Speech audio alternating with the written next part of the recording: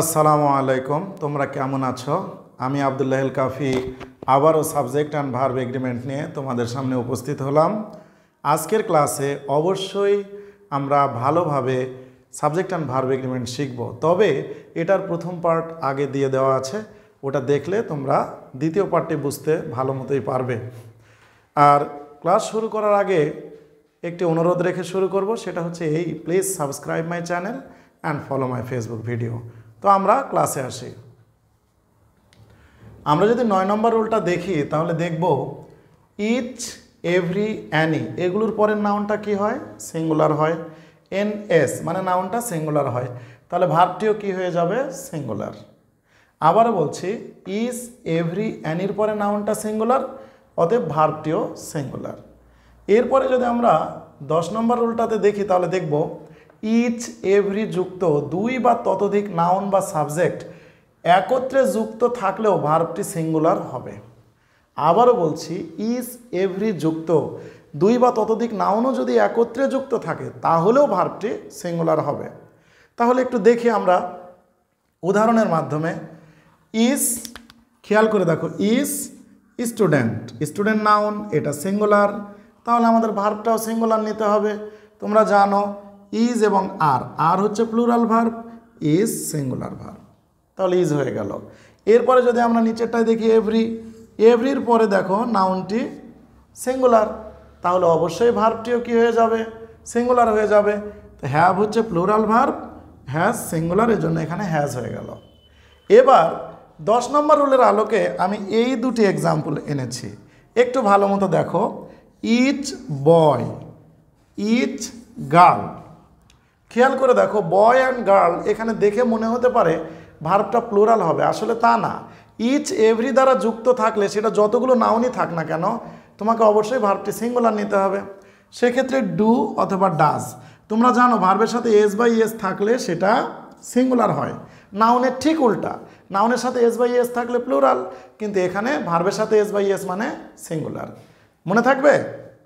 এরপর যদি আমরা আসি every mother and every father, খেয়াল করো, তাহলে এভরি মাদার, এভরি ফাদার এটা দেখেও তোমার মনে হতে পারে এটা প্লুরালে আছে, আসলে প্লুরালে নেই, এটাও সিঙ্গুলার ভার্বই গ্রহণ করবে। সেক্ষেত্রে ওয়ান্ট, ভি1 এটা প্লুরাল, ওয়ান্টস ভার্বের সাথে এস বাই এস এটা হচ্ছে সিঙ্গুলার, এই জন্য আমরা সিঙ্গুলার নিলাম। এবার আমরা আরও কিছু রুলস দেখব। এখন আমরা 11 নম্বর রুলটাতে আসি। কালেকটিভ নাউন যদি কোনো ঐক্যমত প্রকাশ করে তাহলে সিঙ্গুলার ভার্ব গ্রহণ করে। এর অর্থ হচ্ছে কালেকটিভ নাউনগুলো যখন একযোগে একই সাথে কোনো কাজ করবে তখন তোমরা সিঙ্গুলার ভার্ব ব্যবহার করবে, আর যখন কালেকটিভ নাউনটা একযোগে আলাদা আলাদাভাবে ব্যবহার করবে, মানে একসাথে একমত প্রকাশ করবে না, তখন ভার্বটা অবশ্যই প্লুরাল হবে। আমরা একটু এক্সাম্পল দিয়ে বোঝার চেষ্টা করি। এই যে দেখো, দ্য জুরি মানে বিচারক মণ্ডলী, agreed two hang the man মানে সবাই একমত প্রকাশ করেছে, সুতরাং ভার্বটা হবে সিঙ্গুলার।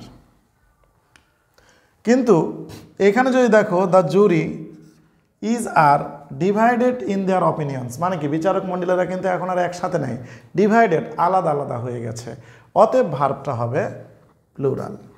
আশা করি বুঝতে পেরেছ। ঠিক একইভাবে যদি আমরা দ্বিতীয় সেন্টেন্স দেখি, দ্য ফ্যামিলি পরিবারটি টেকেন এ গুড ডিসিশন একটা সিদ্ধান্ত নিয়েছে, সুতরাং ভার্বটা হবে সিঙ্গুলার।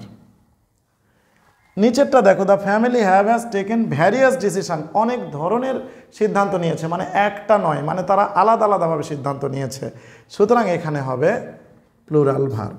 শুধু এতটুকু মনে রাখবে, কালেকটিভ নাউন সিঙ্গুলারকে ইন্ডিকেট করলে সিঙ্গুলার হবে, প্লুরালকে ইন্ডিকেট করলে প্লুরাল ভার্ব গ্রহণ করবে। আশা করি তোমরা বুঝতে পেরেছ। এখন আমরা আরও দুটি নিয়ম শেখার চেষ্টা করি। এবার যদি আমরা 13 নম্বর রুলটা দেখি তাহলে দেখব আইদার অর, নেইদার নর, নট অনলি বাট অলসো। মনে রেখো, এই সকল ক্ষেত্রে তোমাকে সেকেন্ড সাবজেক্টকে ফলো করতে হবে। কোন সাবজেক্টকে ফলো করবে? সেকেন্ড সাবজেক্ট, অর্থাৎ এইখানে যে সাবজেক্ট আসবে সেটা অনুসারে তোমাকে ভার্ব বসাতে হবে। যেমন আমরা যদি এক্সাম্পলগুলোর দিকে তাকাই তাহলে বুঝতে পারবো either Raju or his brothers. খেয়াল করে দেখো এইখানে ব্রাদার্স প্লুরাল, তাহলে অবশ্যই আমাদেরকে প্লুরাল ভার্ব গ্রহণ করতে হবে। রাজু অনুসারে এখানে ভার্ব বসবে না, হিজ ব্রাদার্স অনুসারে ভার্ব প্লুরাল আর হয়ে গেল।